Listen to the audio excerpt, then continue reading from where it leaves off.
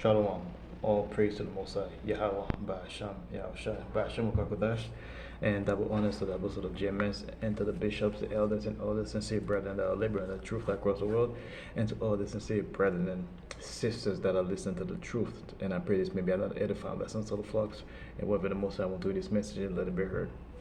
And before I begin the lesson, I will introduce the true name of the Father, which is Yahweh, and the name is mean He exists. And the true name of the Son is Yahushua Mashiach, which means the Redeemer or the Deliverer. And He's only coming to redeem His people, which is the nation of Israel. And in today's age, we would identify them as the so-called Negroes, so-called Latinos, and the so-called Native Americans, which scatter on all four corners of the world. It looks like they're the nations and also practice the custom of the other nations. And with that, that'll be it for the introduction. And for today, the title of the lesson is Another Judgment.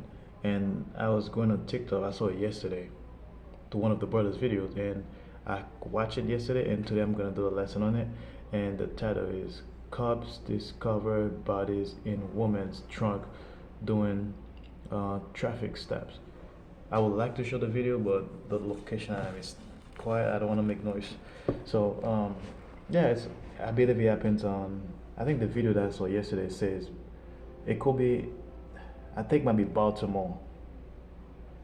So basically, the lady unalive her unalive her nephew and nieces and put in a body bag. I think that happened in 2021.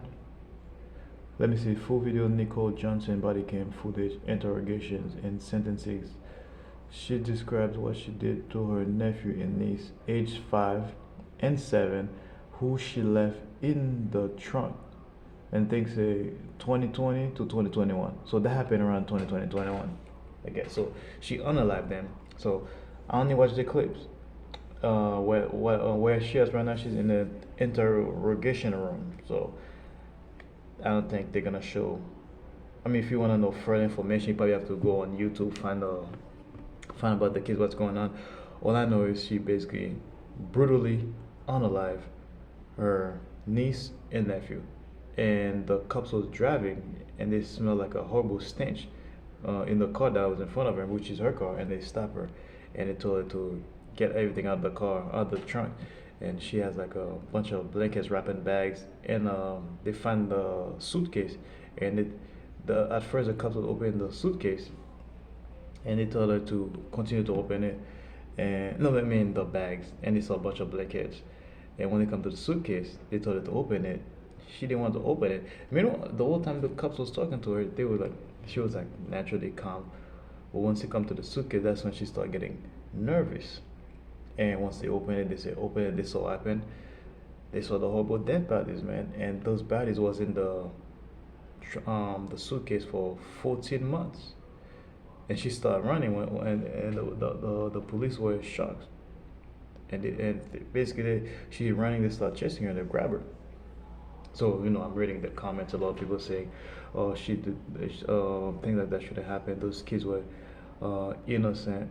Something horrible shouldn't happen to those kids, those little angels. I can't believe she unalived them. Why would she do something like that to them?" That's what the comment section says. Let me read a couple.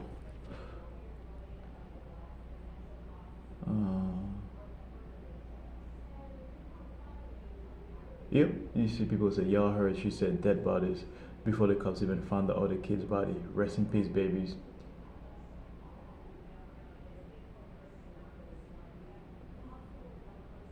Every cop on that scene is gonna be scared for life. You can kind of hear that getting scared or start to cry when the officer say open the bag. So basically, people are saying all positive stuff about the little kid, oh, they're innocent. But what they fail to realize is the scripture made it clear when you read Job 4:17. I mean, Job 4:7 say, nobody perish of being innocent. People fail to realize those kids seem to be nice or angel in this lifetime because they're still very young. They didn't commit any sort of crimes, but the only reason they were put to death in that horrible fashions is because they're paying for their past iniquities that they did in their past life. And like right now, and when I said the title of the lesson is basically another judgment occur.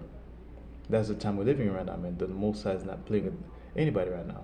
So when you read the book of Ecclesiasticus 39, verse 28, and I'm going to read that in NLT, which goes straight to the point.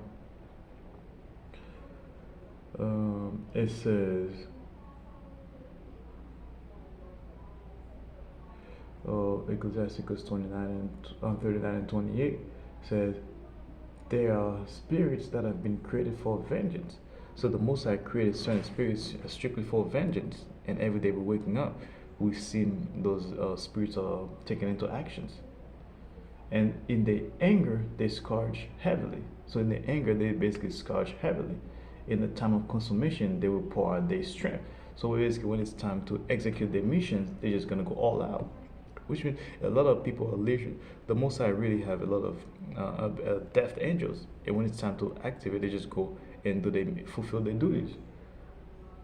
They will pour out their strength and calm the anger of their makers. So they're gonna pour out their strength and calm the anger of their maker.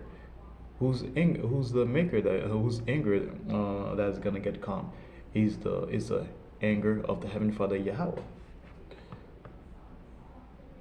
Yeah.